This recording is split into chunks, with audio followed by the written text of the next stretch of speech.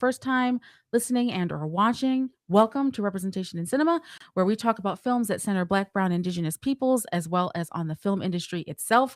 I'm not only your host, but also the founder, director, and co-producer of Our Voices Project, a production company that's committed to sharing the stories and lived experiences of Black, Brown, and Indigenous peoples through visual storytelling and truth telling. We're community engaged filmmakers who believe that in order to tell the stories of Black, Brown, Indigenous peoples, you also have to be in community and in solidarity with them. If you're watching this on YouTube, hit that subscribe button and a little bell to get notified about new episodes and clips. If you're listening on your preferred podcast platform, hit that follow button. If you enjoyed today's episode, please rate us 5 stars and also leave a comment to share your thoughts about what you thought about tonight's episode. Before we get into everything about the ceremony, let's quickly introduce our guests. So, in studio, we have Coco Ray David, a New York based visual artist, curator, photographer, filmmaker, and business owner of By Coco Ray LLC, who creates captivating portraits and art of unique and diverse people and captures their true essence. Welcome back to the podcast, Coco. Thank you. You are so welcome. Next up, we have Brianna Milan, a published author, communications professional, and model who blends creativity and connection in everything that she does. Welcome back, Brie. Yes, happy to be here. Both were previously on our podcast talking about Black. That was our Black AF episode for Sinners, which of course we were rooting for, but of course y'all listen to the podcast, so y'all know that. Anywho, last but certainly not least, joining us virtually from Durham, North Carolina, representing Two Beer Cinema Club, the group that drinks a lot of movies and watches a lot of beer. Um, is Sandra and Ike and Tube. Two Beer Cinema Club is a passion project where they celebrate, review, and recommend movies and beer. They love to explore and chat about lesser seen films from independent to international to forgotten gems and new releases. Thank you both for joining us on the podcast. Happy to be here. Yeah, excited. Awesome. Okay, so let's dive right in. All right, I would love to know first and foremost your initial Oscar reactions. I'm talking about ceremony overall, maybe what you loved about maybe performances or any speeches that that really grabbed your attention, to all of the things in between, especially given our winners. um I would like to start with Bree. What was your Yeah. initial reaction? So I am someone who was only here for Sinners, and I have Okay. not tuned into award ceremonies like that. What is it? The Grammys ain't even get me either. Like you get clips out of me. It's just I don't think these award shows always give us what we really deserve. Yeah. By tuning in for 2.5 hours, you know what I can do with 2.5 hours, but watch a movie. So my initial reactions is I think they set us up with 16 nominations. And only a quarter of the wins is just really playing in our Playing faces. in our face. And that's my only sentiment. That is the only sentiment of the night. I'm happy Michael B won. Yes. The awards that were won were absolutely deserved, and they absolutely deserved more. Yes. So. How about you, Coco? I agree with Bree on just a sentiment of Sinners. I've always been a fan of Michael B. Jordan since he's not that much older than me, to be honest. And I feel like watching him progress with his career in acting, it's just been worth it. Like I've realized I've watched a lot of his films, like Red Tails. I forgot that was one of the first movies I went to go see by myself, and Wow. just enjoying that. And then of course, Chronicles. No one talks about the movie Chronicles. yeah, no one talks Nobody about it, talks yeah. about it. But just seeing his progression with him and Brian Coogler, just like a pair. Like they are Yeah. an amazing duo. And I saw a post on like a comment on TikTok that was like Michael B. Jordan's win was just an example of us working twice as hard. Yes. Hmm. Playing two characters. Very Yes. seriously. Yeah, for sure. Yeah. Sandra, how about you? Yeah, so I'll say that as kind of like a general awards ceremony like vibe, I always just love seeing brown and black people represented on stage, in the crowd, in interviews. Like that's all well and good. However, I share the sentiment. I was deeply disappointed and completely unsurprised. Right. I was hedging my bets going into this, and I was just kind of like met with what I thought was going to happen, and I wish I'd been more surprised in a good way, and I wasn't. Right. And Ike. Yeah, similar sentiments to everybody else. Have to shout out the bros, Michael B and Ryan. Also, got to shout out one of our biggest allies and Ludwig Göransson. Yeah. I feel like he's always with the homies. He's always invited to the cookout all the way from Sweden.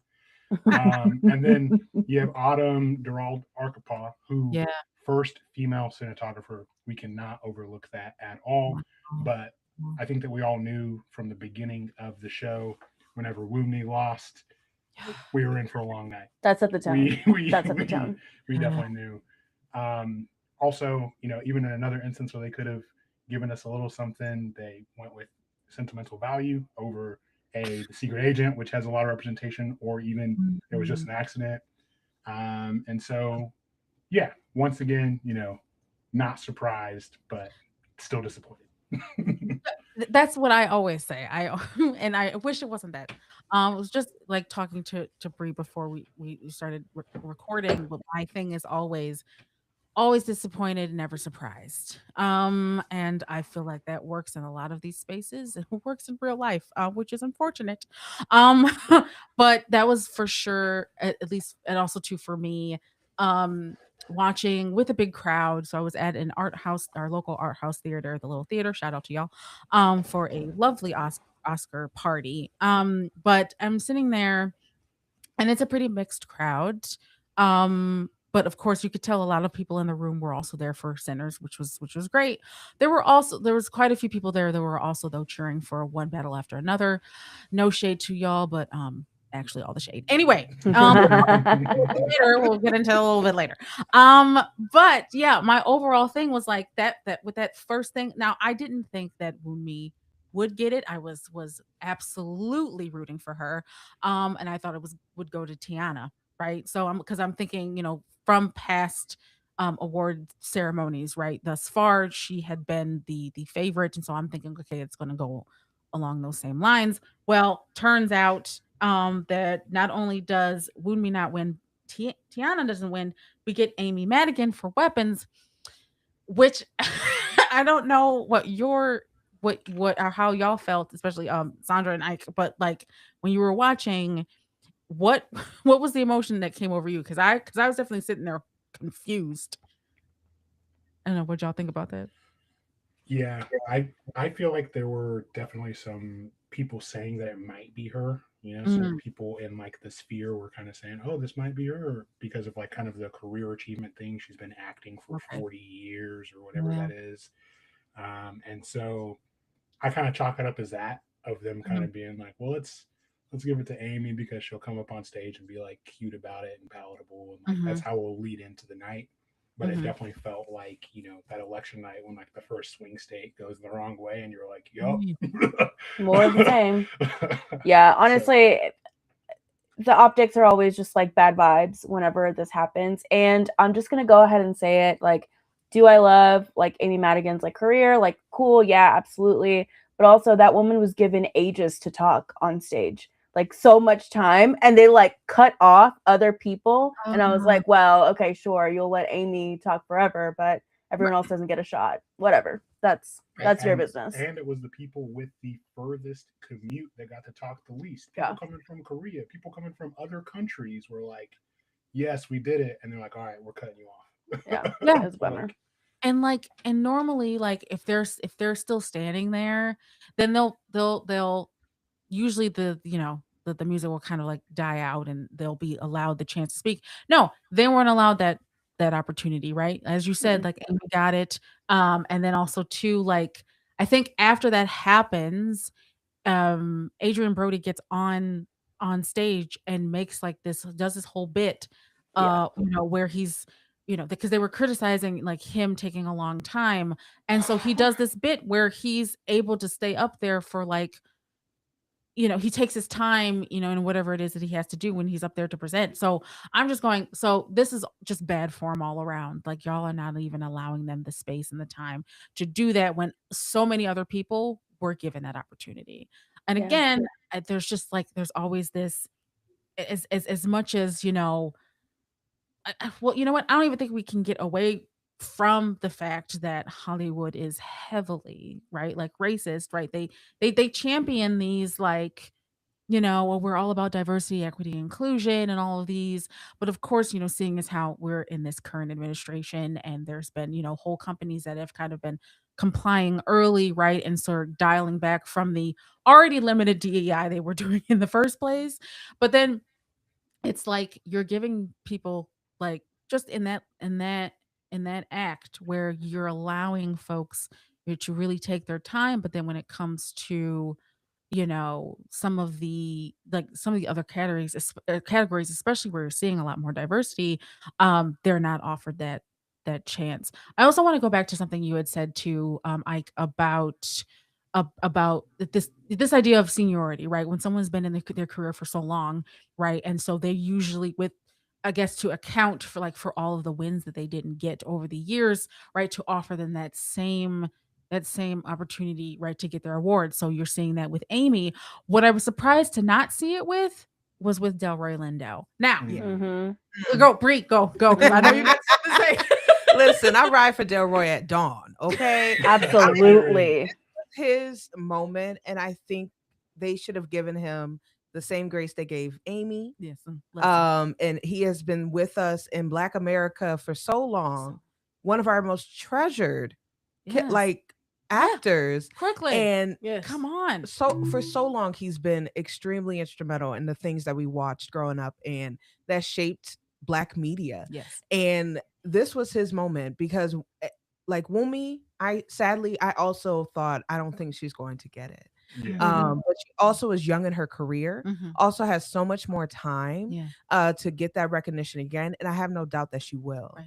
Delroy is a senior in his career and has been doing this for so long. And who's to say he's going to be in another movie that reached this kind of stardom? So it's not that he's not extremely talented, but Sinners was once in a lifetime. Once in a lifetime. And then and there's the thing, it's like we would have loved to have him to see him get it regardless.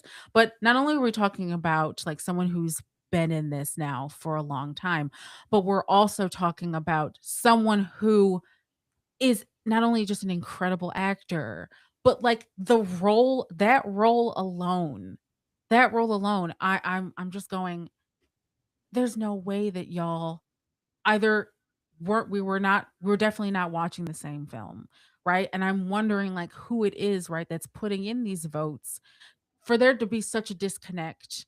There has to have been, because you would have to understand the history, you would have to understand our connection to our ancestors, you would have had to understand there's so much depth within the his improvisation character alone in the car, like in him really following the beat of that character in that scene and allowing it to just happen like that. I'm sorry, that intuition, how do you not reward that? Like, how do we not give him his flowers at this point? Right. That movie does not happen without him. Like without Delroy, that movie is not near as successful. If he's not second on the call sheet, he's probably third, and like that is, he brings it all together. And then to also give it to Sean Penn. You know what? At least he didn't bother us with any kind of airtime. At least I'll give him. I mean, it's disrespectful. Don't get me wrong, but also at least I didn't have to hear his voice. Yeah, I don't know what he would have said, and I didn't want to hear it. No. And also though, shout out to Kieran Culkin who gave him all grade, and it was like he either because he's not there, either just because he can't or because he doesn't want to be. And I was like, oh, you are Romulus from Succession for real. Absolutely. Like he is his character from Succession, and I'm like, I appreciate you, Kieran. Oh my gosh. Okay, so to move into, let's talk that surreal sequence performance. Oh my god.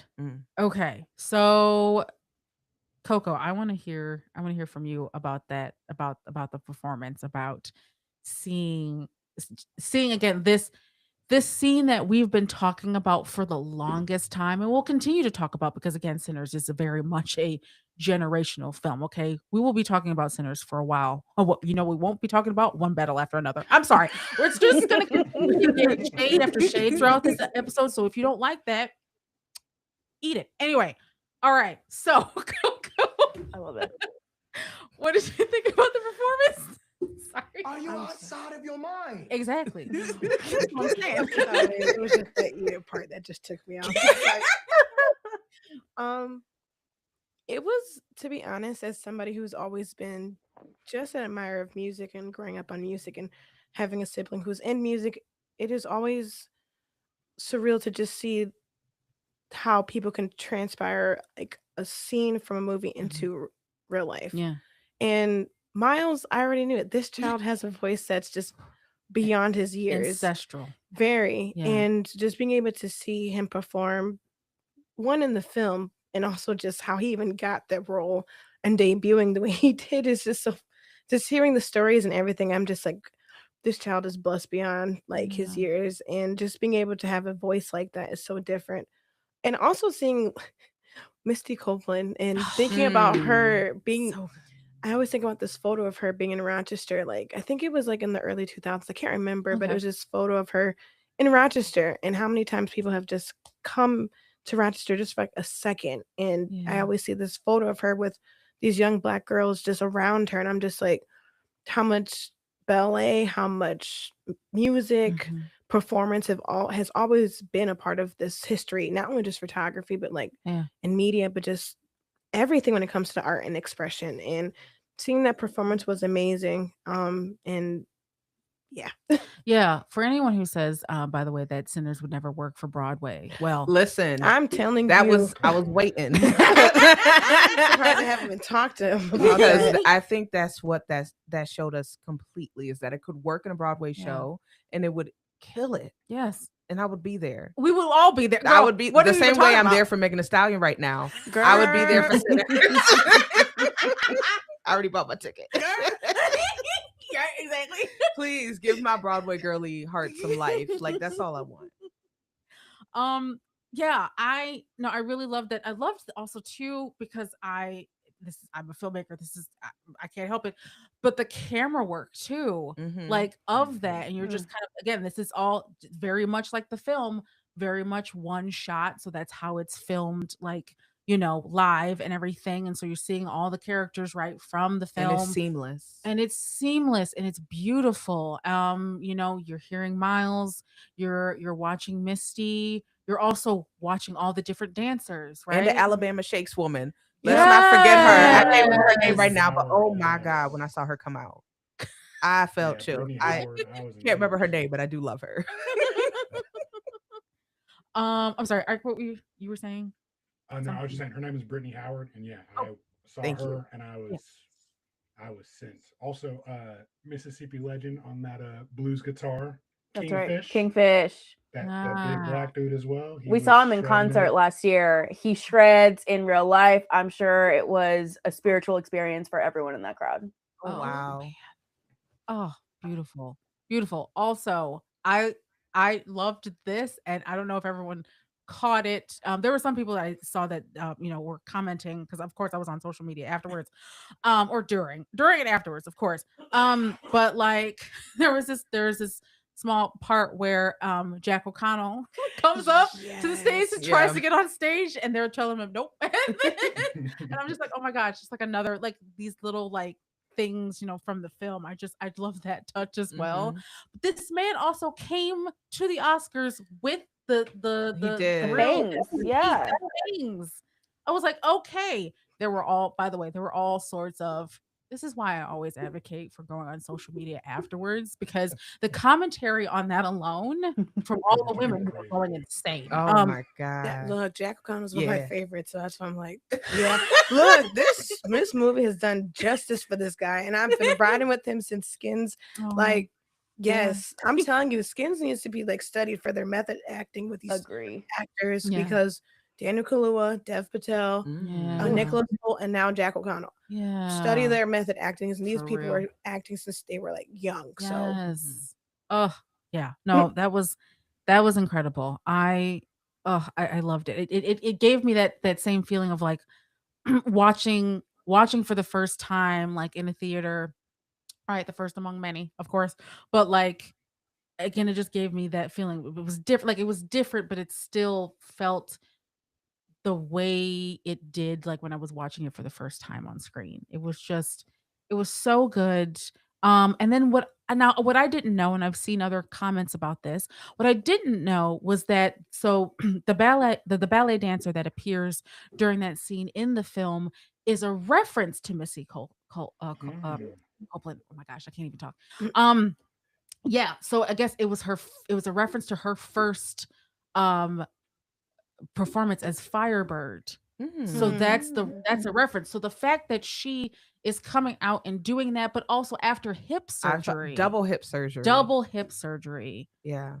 is nuts to me. I Just months also before. right in front of Timothy Chalamet. Right in front of Hey! according to Doja Cat, Yes. Timothy Chalamet. I know. As much, That's the correct pronunciation. yes. As much as she's problematic, I did, at least for a brief moment, appreciate the shade that she was throwing, but also the entire internet has been throwing Yes. shade towards this man. Deserved. Deserved. And it was rightfully so. You Yeah. can't just say things out like that as if it hasn't influenced Yeah. music and art. But also him. Yes. Yeah. He grew up with several ballerinas in his family, including his Yes. mother. Mhm. So how do you That completely makes sense. disregard the art form your family made millions off of? Right. Like I don't. Okay. And on top of all of that, he's like, I don't want to do something that's like saving something, that's doing something that's not popular. The man just made a movie about ping pong. Like, what are we talking about? Like, what are we talking about? Well, Oh, like, shout out to ping pong. I'm not saying ping pong is bad, but like nobody's into ping pong like that right now. And he's over here like, well, Nobody wants to The sacrifice ballet. to save ping pong.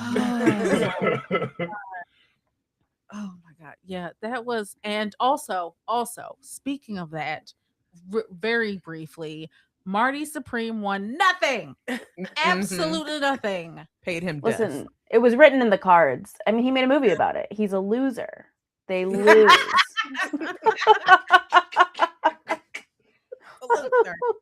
Oh that boy my taking god. L's. On screen and off. On screen and off. Oh, Ooh. oh. Oh my god.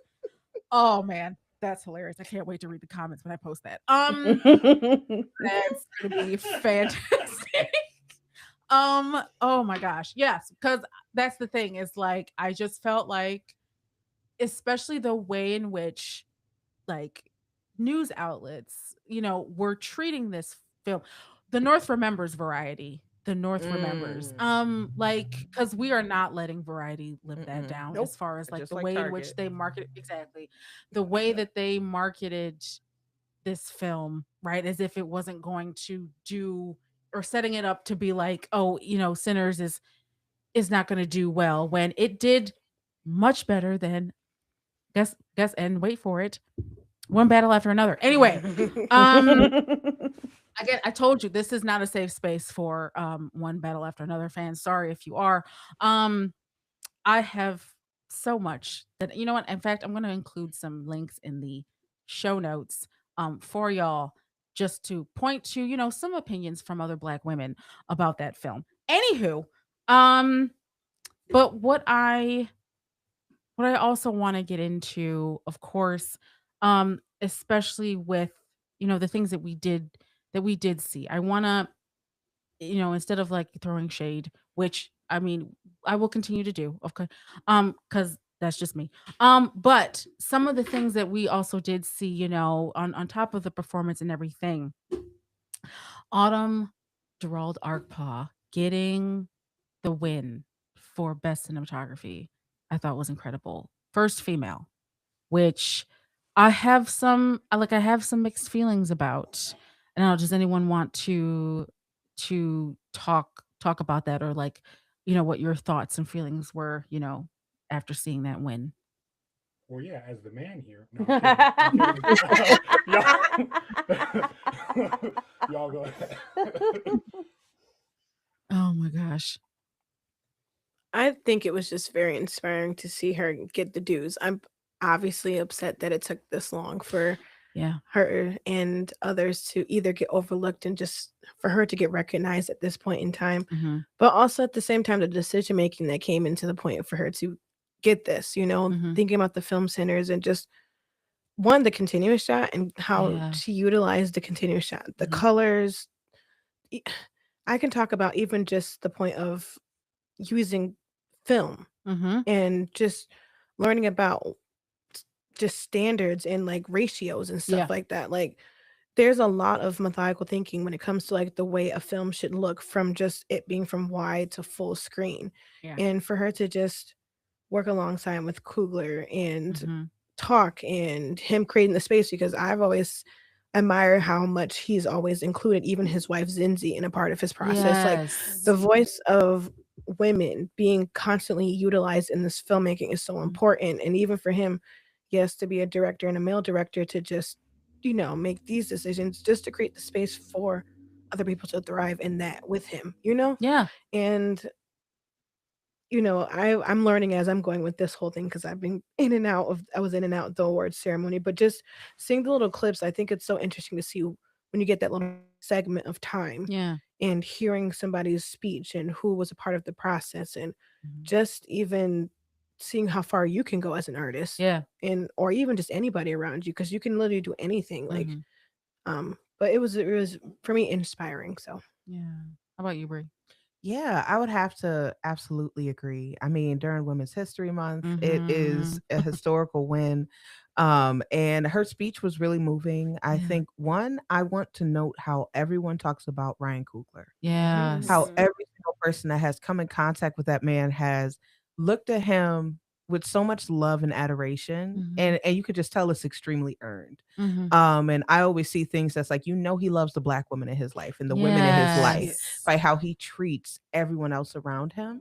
Mhm. So I really appreciated that. And then she uplifted women as a whole because it Yeah. really was something um that that scene. I'll never get over the house party scene, the Yeah. party scene, Yeah. Yeah. like Yeah. Yeah. and seamlessly bringing so many different generations of our culture together Yes. and making us see even during when what we saw at the Oscars was an inspiration from that movie. Mm-hmm. And I will say even that performance was one of the best performances I've Yeah. ever seen on a Yeah. stage. Yeah. And I am a Broadway, like that's what I'm here for. I want to Yes. see the big productions.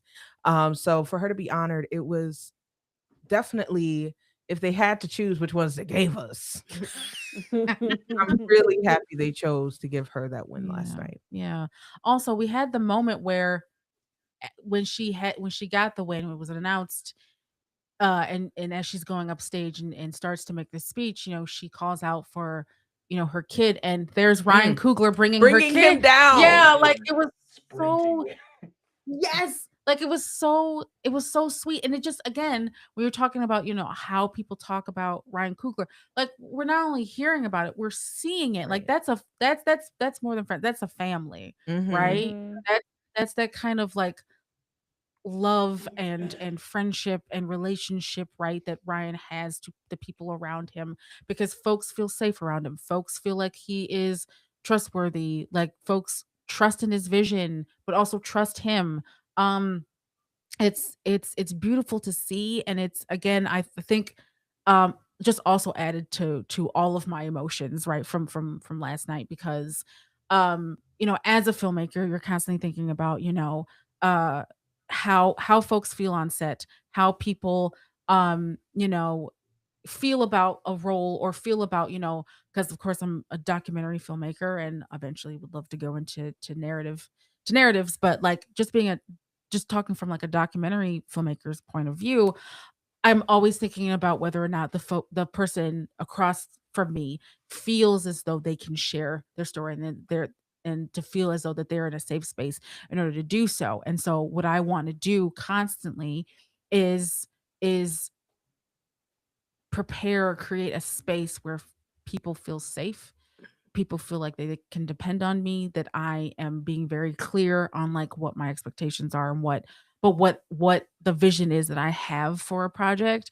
And I just feel like it's very inspiring to have a director that's not only doing that, but also lifting as you climb, right? So with bringing on someone like Autumn to then see her gracing the stage with her win is just incredible. Sandra and Ike, your thoughts? Yeah, so speaking about kind of like Ryan Coogler's influence, apart from the fact that he's just a black man and he's had to navigate this world being Mhm. placed in a box, I Mhm. think what's great about him is that yes, he has this vision, and yes, he has this kind of like goal of creating like cinematic masterpieces that actually have a point of view and a story.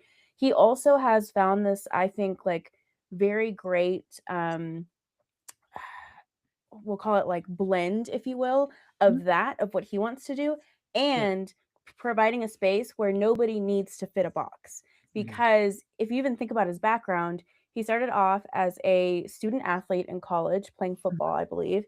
He was Mhm. studying finance. He got his BS in finance, and then he went on to get an MFA.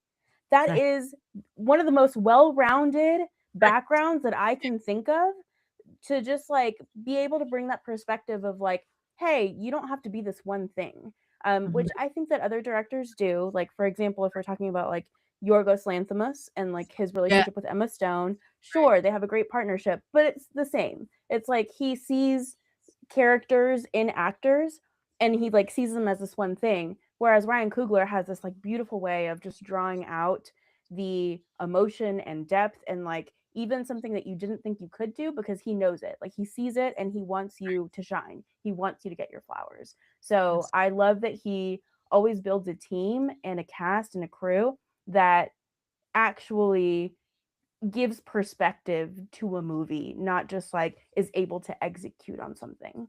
Yeah. Sure. And then, honestly, the vision of Sinners, like the actual making of that movie, was such an audacious like undertaking in the first place Yeah. that for it to look the way it did, think about how hard it can be, at least historically, Mm-hmm. for people to capture black skin on film, Yes. especially at night when the only light is a fire, Right. in all these different apertures and tones. Mhm. Honestly, it feels a little weird that it was a surprise that she won, because to make that movie look that good and to actually turn that vision into a reality through the cinematography, Yeah. that feels like a no-brainer. Like whoever did that should win. And it just so Yeah. happens that it was a woman, which is why it was so surprising. Mm-hmm. Yeah. 100%. God. There's so much that there's so many layers. I see Coco over here nodding. Like there's so many layers to what you just said because it shouldn't be a surprise. It shouldn't be a Right. surprise. And yet here we are in the year of our Lord 2026. Right. It And it's then yeah. I was even just going to say, kind of to the team dynamic of what Ryan Coogler brings to the table. Mhm. Michael B. Jordan is twice, three times, four times the actor he was when he did Fruitvale Station with Ryan, his first film.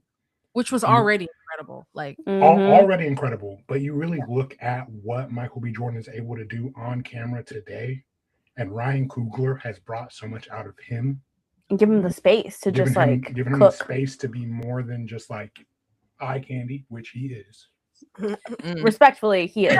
Respectfully, absolutely. And yeah, well, like you see that, and you even see Yumi, who, if you hear her head voice, insane the work that she was able to do vocally. Yeah. But she talks about how the two look different. One of them had dimples. One of the twins had dimples. God. The other one didn't. Stack had the dimple. Smoke did Right. not have a dimple. And someone said He- Stack is the one that came to the Oscars last night. Nice too. I heard he was wearing Shoe different size? different Yeah. shoe sizes. Different He Mhm. wore lighter shoes for Stack to keep him light on his feet, Okay, yeah. and okay, bigger ones okay. on Smoke to like drag him down a little. It's intense what he did No, to make that character come to life. it's intense. Twice the work. Twice Mhm. the work in order to be half as recognized. Right. Yep. Speaking of which, okay, getting into this is the part of the podcast. I mean, we've been doing this throughout, but I'm always here for more shade. Because because the Oscars be on some bull. So we see that first, not the first sequence, but we're first introduced to the twins on screen. Um, just again, the fact that Michael B. Jordan is playing two characters and having them side by side sharing a cigarette. And the fact that it didn't win, was it filmmaking? Oh no, sorry, film editing. Editing. Mm-hmm. But yeah, film editing or visual effects. And I know that Brie had something to this, especially about Avatar winning. Yeah. Yeah. Come on. Come on. Like, really? Like, Avatar is the glorified blackface for me. Ooh, hell yes. And because really we are letting a white man put on a bodysuit of a culture. Yes. And go in here and start mucking around, and you think he the savior. And it's like, please, listen. Okay. All right. So for that one to win, like, yes, I feel like that was Avatar has been this holy grail since it first came out, like the biggest grossing movie. Sure. Yeah. Which I'll say that to people and they'll be like, really? It is? Yeah. Oh yeah. And I think it's been this holy grail, and there's so many in the queue, right? Mm-hmm. And I feel like they're going to get their not sympathy, but like just like customary nods. And this was their customary nod. Yeah. One that they thought no one would fight over, and we can make sure that all of them have something to, tip their caps to. Right. And I don't think it's any more than that. Sorry. Yeah. No, for real. This is also the same director that said so at least for the second Avatar film. But James Cameron got up here and said, just with all of the audacity of a white man, no offense, Chris. But he also said, like, the fact that, or basically his whole motivation was, this is what I imagine that this story would be what would happen if Native Americans had the tools to fight back against the colonizers. Oh, And I'm brother, this guy right stinks. I'll flip this for real. table over. Because are you serious? That's out of his mouth. And just saying that, thinking, oh yeah, no, this is a great thing that I should have said just then. Or this is a great motivation for a film. Which, and I know there have been comparisons, of course, that I've made, like, to Avatar. People were saying that Avatar was like, was it Dances with Wolves? And Dances I said, with Wolves, yeah. Dances with Wolves. And I said, I'll do you one better. It's Atlantis. Mm-hmm. So, because like I get the Dances with Wolves comparison, but I'm also just like, I'm going to take it a step up, actually. Hey, shout out to Fern Gully. Come on now. Oh, that's right. Oh my gosh. Honestly, pick any white savior movie. It's that. Pocahontas is in the chat. Yep. Yeah. Pocahontas is They in the chat. entered. Oh, revenge for Pocahontas. I know. Yes. Oh, it's crazy. Also getting into, well, hold on. I want to hear from anyone else if you have, and I'm sure you do. Before we get ready to move on here. Any more shade for anything? Because of course I'm here for it. My only shade is that I watched the first Avatar and then I didn't watch the second or the third, especially not in theaters. And I had them winning one award, all the entire Oscars, and I was like, I mean, they're probably going to get just like a pity visual effects. Yes. Like, that's probably what it has to be. And yeah, it was. We had it as will win, and then obviously Sinners as should win. Mm-hmm. And as no surprise, of course, to anyone who's listening or watching, first of all, Paul Thomas Anderson getting Best Director and obviously Best Picture for One Battle After Another. Just no, absolutely not. Also, first casting. We had casting as a new category this year, and One Battle After Another takes it. Which, and I heard people like arguing about like, the casting director, right, bringing in new people, and I'm like, okay, but Sinners did the same thing as well. Sinners did the same. We got Miles Caton, Mm-hmm. right? We got Miles Caton. Jamie Lawson has been like she's been in a few things, but I mean she's virtually unknown. I Brought didn't know in about right her. exactly brought in Lily who played Grace, brought in Yao who played Bo Chow. Um, And while Buddy Guy obviously has been playing jazz for a right, long time, yeah, they introduced him to brand new audiences and yes, generations who now, yes. yeah, He's also been playing Buddy Guy for a long time too. like And I'm gonna keep writing for Jack O'Connell. I'm sorry. Yes, This was I love it. necessary. Jack If they O'Connell kind of if they had a villain category, I would have definitely for sure. But I will say, what is it? Paul Thomas did not shout out his cast Right, during that his too. best director That too. speech, and then he fixed it during the best picture or whatever. And I'm just saying, Ryan would never. Ryan would never. Ryan would Ryan would never. never. That's all.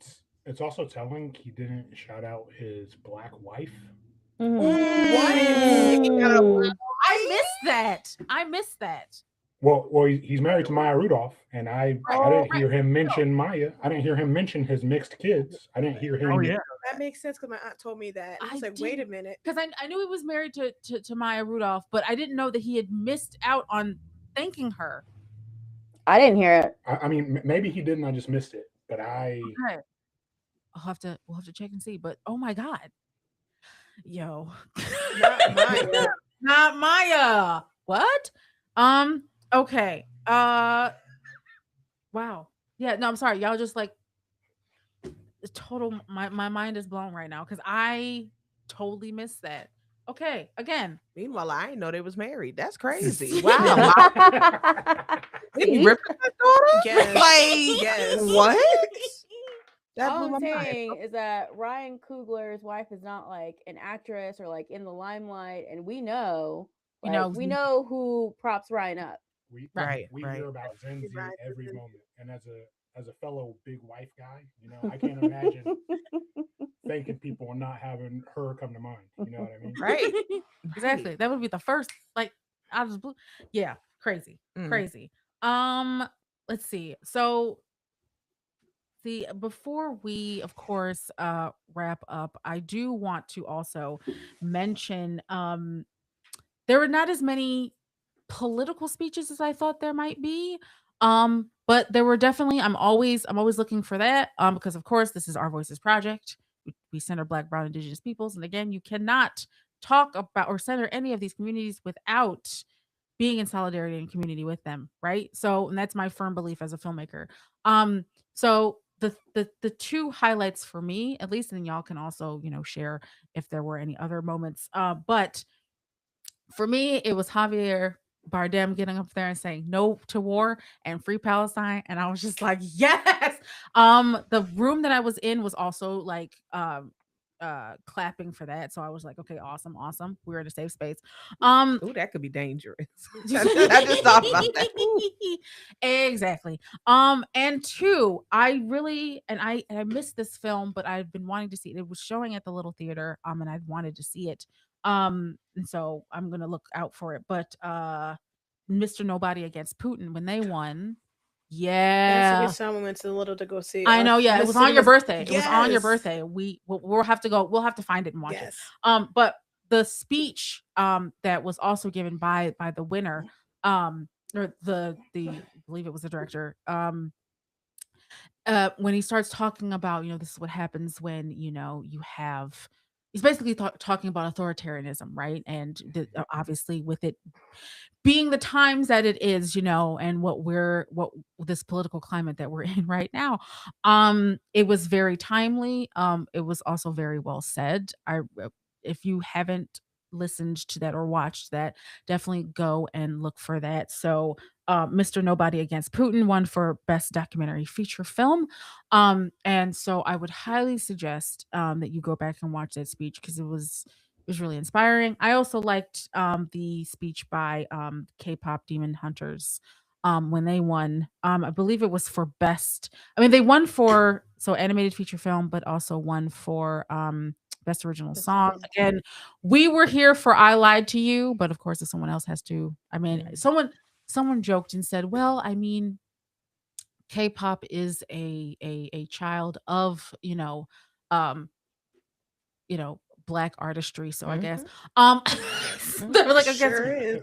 The you know, irony is not lost on us. you know what I'm saying? You know what I'm saying? So like in a way we still won. So but I also thought that their speeches were just great all around as well. It was really nice. But yeah, so those were the things. Were there any those are the speeches that really yeah, captured my attention and that I really appreciated. If there were any around the podcast, anyone else have any speeches that really got to them or any other moments from the ceremony?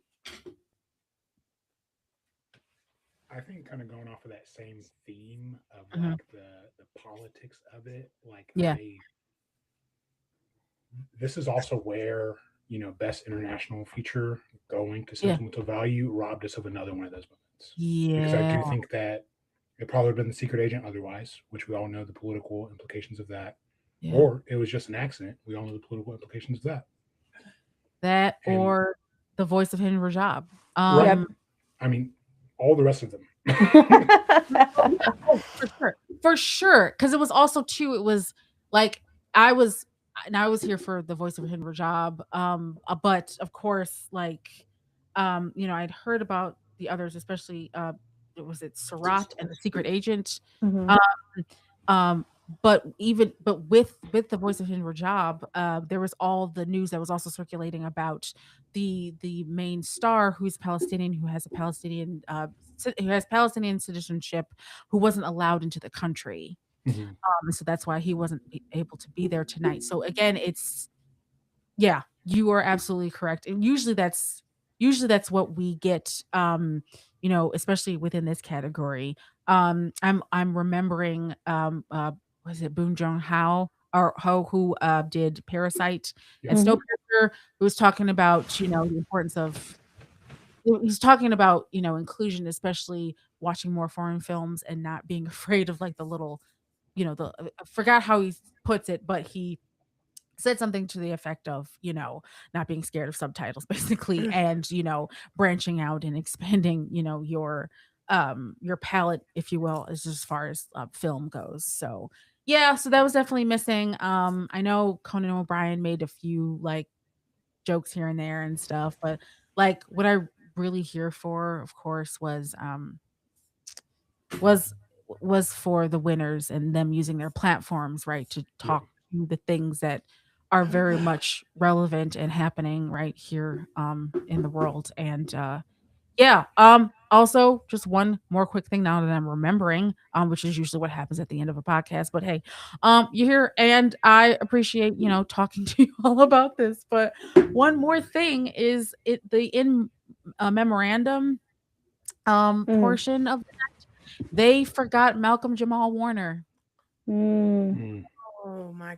You know what I'm saying? So what is it? Because people were also I didn't realize that because I didn't watch the whole thing. No, it's fine.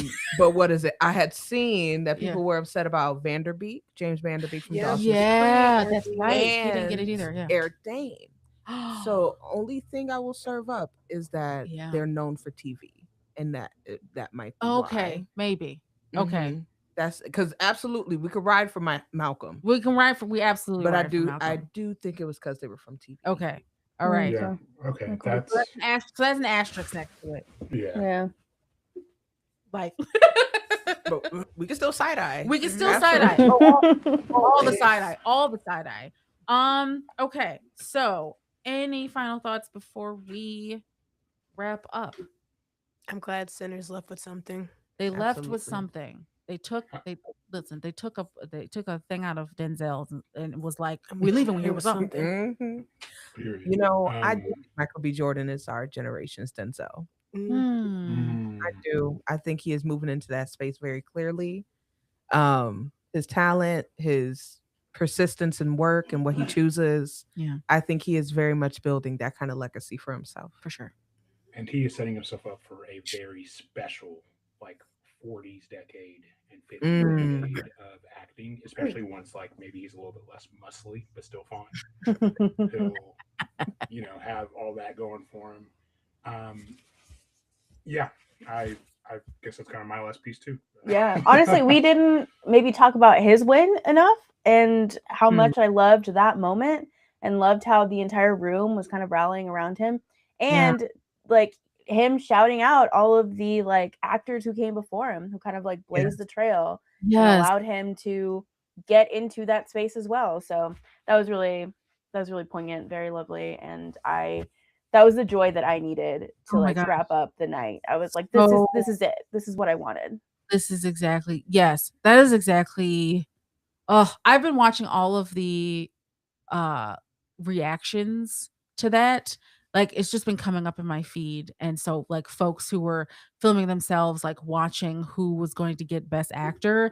And so for seeing folks just screaming at the top of their lungs, which is definitely what I did, which all I feel like did, you know, for Michael just shows you again how much Sinners, not only just like Sinners resonated with so many people, and then how so many people were rooting for this film, but also just rooting for him because of the incredible performances, right, that he gave within the same film. And I also love that he shouted out all of those people, especially Will Smith, right? Someone says that every year someone should just go and slap Chris Rock. I wouldn't be mad at, to be quite honest. Would not be mad at, you know, because I'm sorry, he deserved it, y'all. He deserved it. He has a slappable face. You know what I'm saying? You know what I'm saying? Yes, he really, really much does. But I also, yes, because Will is no longer allowed right at the Oscars, but to still give him that shout out. Well, I loved that. I absolutely loved that. And he's a pioneer. He's a pioneer in so many different genres. So many different genres. Yeah. Which I'm really excited for those two to work together in too. Yes. Oh, that's right. Oh my God. Yeah. And then just in case you wanted another reason to not rock with Variety, one of their articles today was Sinners did make Oscars history as the first film to lose 12 nominations. Somebody fire that writer, please. Somebody throw the entire publication in the trash. Just throw it all out. White supremacy. Them and Rolling Stone. Just fall. No. Yeah. In the trash. In the trash. Oh my gosh. Well, listen, y'all. I can talk about this all day, and I mean, if you wanted to do a part 2, I'm always down for it, just to talk more about films. Of course, in general, especially our, you know, some of our winners. But I really thank y'all for being on the podcast today. It was really an amazing time. Just again, reliving last night's moments. There definitely, of course, I would have loved to see Sinners win at least half of those, playing in our faces like this. But of course, it's on brand.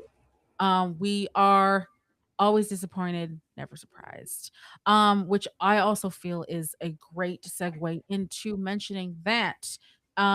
So there are other award ceremonies that we absolutely need to be lifting up, you know, that do champion Black centered films and Black people. There is the NAACP Awards. There is also the AAFCA, so that's the African American Film Critics Association. I don't believe it's televised, which someone should change. But those are where they're lifting up people, and it's also where we saw Hedda actually mentioned by Nia Costa, which also was a huge snub. So yeah, so if you didn't already know, now you know. So definitely go and tune in and pay attention to those uh film award shows, because we really do need to be lifting up those, especially within these spaces like the Oscars, like the BAFTAs. Yeah, for sure. But again, thank y'all so much for joining the podcast. Listeners will have information about our guests and where you can follow and support them in the show notes or in the description below if you're watching on YouTube. Wherever you're listening from, hit that subscribe button. And if you've enjoyed today's episode, please give us a 5-star rating, share this episode, and leave a comment letting us know what you thought about today's episode. You can follow us on Facebook, Instagram, Threads, TikTok, all the things. Visit ourvoicesproject.com and sign up for our newsletter for more information about what we do. Be on the lookout for not one, but 2 more episodes this week, honoring Black women directors. Throughout this month, we have been paying homage to Black filmmakers that you should be talking about. Some of which you may have heard of, others that you may have not. But of course, either way, you won't know until the show premieres. So make sure you subscribe. This has been Jackie McGriff, your host for this episode of Representation in Cinema. As always, thank you for listening. This has been a presentation of the Lunchador Podcast Network.